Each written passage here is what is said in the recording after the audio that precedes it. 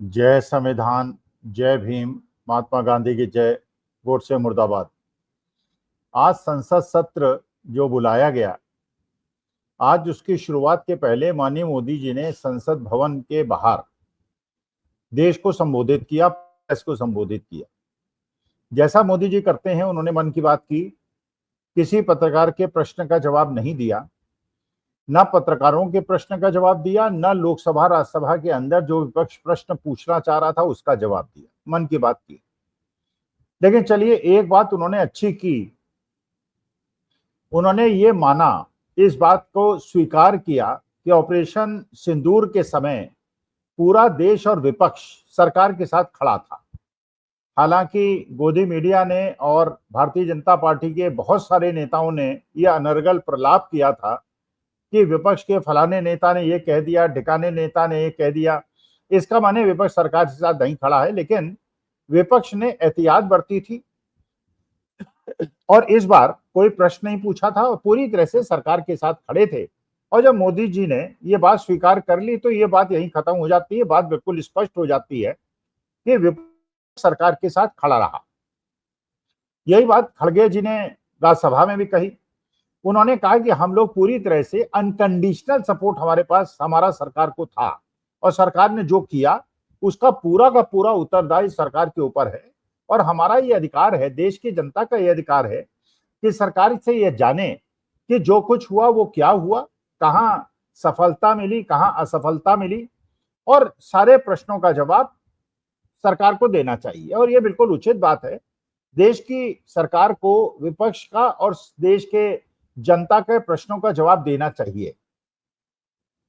लेकिन मोदी जी की तरफ से जो संसद के अंदर कहा गया कि ऑपरेशन सिंदूर एक विजयोत्सव की तरह मनाया जाए और इसमें हमने विजय प्राप्त की, लेकिन उन्होंने ये भी कहा कि हम पूरा ऑपरेशन सिंदूर पे तो बात करेंगे, लेकिन हम युद्ध विराम पे बात नहीं करेंगे। देखिए, सबसे ज्यादा देश की जनता ये जानना चाहती है युद्ध विराम आखिर हुआ क्यों, और उसी पे सरकार बात नहीं करना चाहती। तो क्यों नहीं करना चाहती, क्या छिपाना चाहती है, क्या नहीं बताना चाहती है, यही तो देश की जनता जानना चाहती है।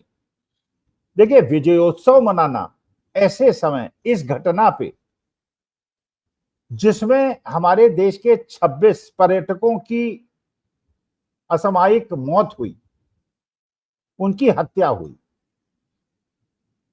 बेटियां, देश की बेटियां विधवा हुई, परिवार उजड़े, और इसको आप विजयोत्सव बना रहे हैं।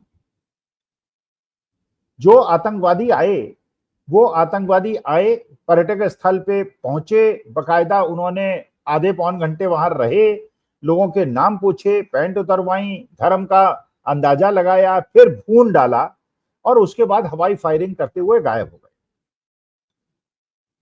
3 महीने हो गए, अभी तक ये नहीं पता चला कि वो आतंकवादी कौन थे, कहां से आए थे, और उन्हें खुली छूट क्यों दे दी गई थी हमारे देश के पर्यटकों को मारने के लिए।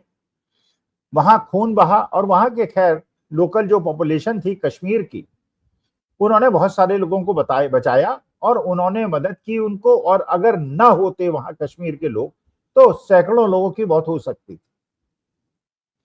लेकिन उसको भारतीय जनता पार्टी ने धार्मिक रंग देने का प्रयास किया और वो आतंकवादी आज तक 3 महीने होने के बावजूद उनका पता नहीं चलाया जा सका, उनको ट्रेस नहीं किया जा सका। इतनी ज्यादा सुरक्षा व्यवस्था होने के बाद, पूरे देश के अंदर सबसे ज्यादा अगर सुरक्षा व्यवस्था किसी प्रदेश के अंदर है तो वो कश्मीर के अंदर है और पहलगांव के अंदर है। पहलगांव सेंसिटिव एरिया है, वहां 2000 पर्यटक हैं, लेकिन वहां कोई सुरक्षा व्यवस्था नहीं थी और लोगों की मौत हुई, असामयिक मौत हुई। बहुत देर तक उनको मदद नहीं मिली, मदद मिल गई होती तो शायद कुछ लोगों की जान बच सकती थी। अच्छा, उसके बाद आतंकवादी गायब हो गए, धरती निकल गई, आसमान लील गया, पता नहीं चला। उनके स्केचेस बनाए गए, बाद में एनआईए ने बताया कि वो स्केचेस गलत हैं। अब देश की जनता ये जानना चाहती है, मोदी जी, जहां हमारे 26 लोगों की मौत हुई है, हत्या हुई है, और असावधानी की वजह से हुई है, इनएफिशिएंसी की वजह से हुई है, सुरक्षा व्यवस्था में ढील की वजह से हुई है, जिसको शुरू में कोई मानने को तैयार नहीं था। लेकिन देश के लोगों का अंदाजा था कि इसमें सुरक्षा व्यवस्था में भयंकर भूल हुई है, जो वास्तविकता में गृह मंत्रालय का काम है। तो गृह मंत्री इसके लिए दोषी हैं। तो माननीय मोदी जी, आपको गृह मंत्री महोदय से इस्तीफा मांगना चाहिए था, लेकिन इस्तीफा मांगने के बजाय 2.5 महीने तक बिल्कुल शांति बनी रही।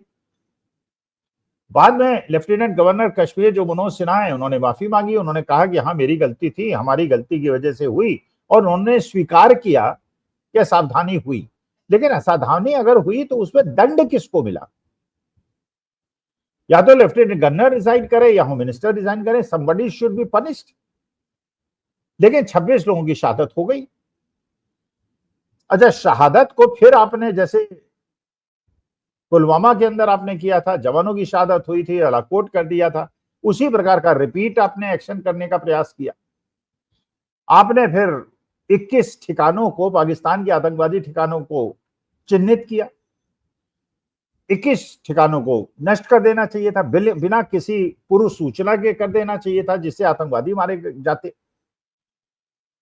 लेकिन यहां पे जयशंकर साहब ने फोन करके पाकिस्तान में बता दिया कि हम लोग केवल आतंकवादी ठिकानों को करेंगे, और पूर्व सूचना देने के कारण उन्होंने आतंकवादियों को वहां से भगा दिया। और आतंकवादी ठिकानों पे जब अटैक हुआ तो वहां पे मौत जो हुई आतंकवादियों की नहीं हुई, उनके परिवारजनों की हुई। परिवारजन जरूरी नहीं कि आतंकवादी हों, तो आतंकवादी बच गए और वो लोग मारे गए।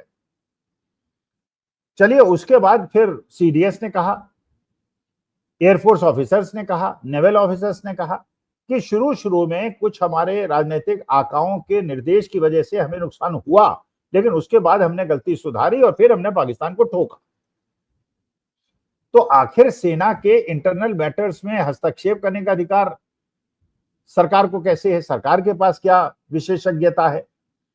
राजनाथ सिंह ठीक है, अच्छे नेता हैं, राजनेता हैं, मोदी जी अच्छे राजनेता हैं, अमित शाह अच्छे राजनेता हैं, लेकिन युद्ध कौशल के बारे में, युद्ध अस्त्रों के बारे में तो इनको नॉलेज नहीं है। उसके बारे में तो हमारे डिफेंस फोर्सेस के लोग 30 40 साल नौकरी करते हैं, तब लेफ्टिनेंट जनरल जनरल बनते हैं, तो उनको सब पता है। उनको आपने छूट नहीं दी, उनको आपने निर्देश दिया, जिससे हमारा लॉस हुआ। अच्छा, डोनाल्ड ट्रंप 24 बार कह चुके हैं कि उन्होंने युद्ध विराम कराया। अच्छा, यहां पे ये कहा गया पार्लियामेंट के अंदर कि हम युद्ध विराम पे बात नहीं करेंगे। अरे, युद्ध विराम भी तो असली मुद्दा है, क्योंकि देश की जनता ये जानना चाहती है कि युद्ध विराम आखिर किया आपने क्यों? जब इनिशियल लॉसेज हमको हुए और उसके बाद हमने काउंटर ऑफेंसिव किया, अपनी रणनीति में सुधार किया और पाकिस्तान को ठोकना शुरू किया, उनके एयरबेसेस को खत्म किया, तो 9 टेररिस्ट कैंप्स को खत्म करने के बाद आपने युद्ध विराम क्यों किया? 12 को क्यों छोड़ दिया? पहले पूर्व सूचना क्यों दी? और उसके बाद आपने टास्क को पूरा क्यों नहीं किया? पाकिस्तान के टुकड़े क्यों नहीं किए जो इंदिरा जी ने 71 में किए थे?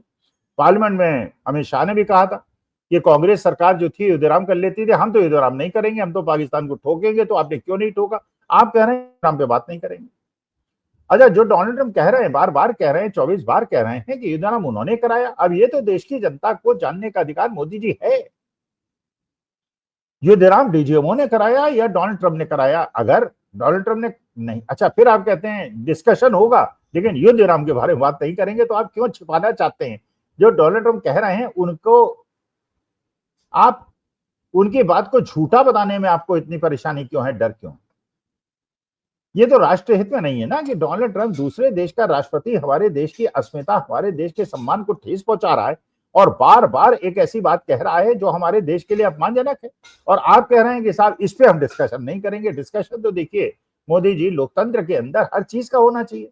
भाई 1962 वॉर में पंडित नेहरू से गलती हुई, अटल जी ने कहा, उसके बाद एक पार्लियामेंट सेशन बुलाया गया, डिटेल डिस्कशन हुआ, पंडित जवाहरलाल नेहरू पूरे समय संसद के अंदर बैठे रहे, सुनते रहे, उन्होंने अफसोस जाहिर किया, गलती मानी। लेकिन यहां तो मोदी जी तुरंत निकल गए और धनखड़ साहब ने और ओम बिरला साहब ने अपोजिशन के लोगों को बोलने नहीं दिया, उधर हमारे खड़गे साहब को नहीं बोलने दिया, इधर राहुल गांधी को नहीं बोलने दिया। तो ये कैसा लोकतंत्र है? फिर पंडित नेहरू से आप अपना मुकाबला करते हैं। असली मुद्दा यह है कि हमारे देश के 26 परिवार जो उजड़ गए, जिन बेटियों के सुहाग उजड़ गए, उस पर आप विजयोत्सव मना रहे हैं। पुंछ और उरी के अंदर मकान टूट गए, गुरुद्वारे टूट गए, मंदिर टूट गए, लोग मारे गए, और आप विजयोत्सव मना रहे हैं। अफसोस, पहले सदन शुरू हुआ, उसके पहले वहां पे शोक प्रस्ताव पारित हुआ, वहां संवेदनाएं प्रकट की गई। एक तरफ संवेदनाएं प्रकट कर रहे हैं, दूसरी तरफ आप विजयोत्सव मना रहे हैं। किस बात की विजय? जो आतंकवादी थे वो तो मारे नहीं गए, पूर्व सूचना की वजह से भाग गए। इमारतें टूटी तो इमारतें तोड़ना हमारा उद्देश्य थोड़ी था, हमें आतंकवादी मारने थे। 21 ठिकाने उनके आतंकवादी तोड़ने थे, 9 तोड़ के वापस आ गए।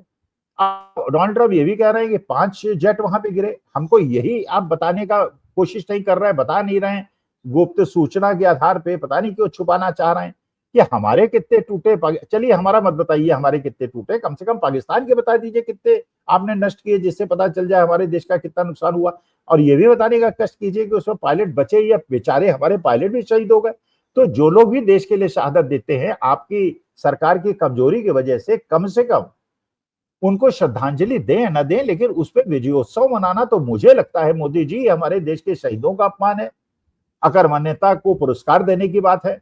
और जिस प्रकार से सेना के युद्ध कौशल को खुली छूट देकर अगर पाकिस्तान का मुंह तोड़ा जा सकता था, उस समय युद्ध विराम की बात करना और अब ये कहना कि पार्लियामेंट के अंदर युद्ध विराम पे हम डिस्कशन नहीं करेंगे, ये मेरे ख्याल से शोचनीय है। और मोदी जी आपको पुनर्विचार करना चाहिए, विदेश यात्रा को रद्द करना चाहिए जो आप बाहर निकल रहे हैं।